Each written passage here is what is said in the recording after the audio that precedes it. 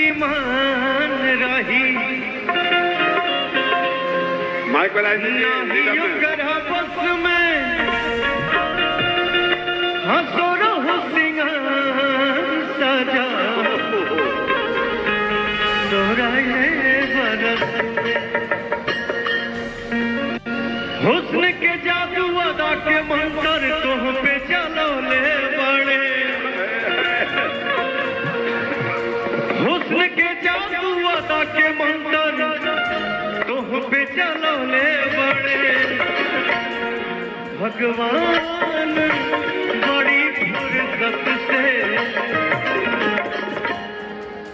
आप सबके बनौले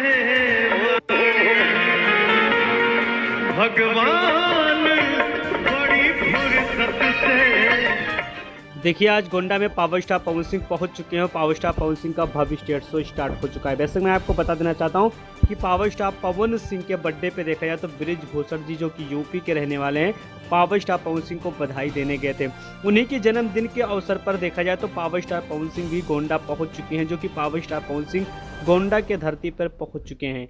वैसे मैं आपको बता देना चाहता हूं कि बृजभूषण शरण सिंह का जन्मदिन था और जन्मदिन के मौके पर हर साल वो कुछ ना कुछ कराते रहते हैं। इस बार कई बच्चों का देखा जाए तो एग्जाम था, एग्जाम में जो भी बच्चा उनके जन्मदिन पर टॉप नंबर पर आएगा तो उन्हें कुछ ना कुछ इनाम दिया जाएगा, जो कि हर साल इसी प्रकार से बृजभूषण जी करते आ रहे हैं।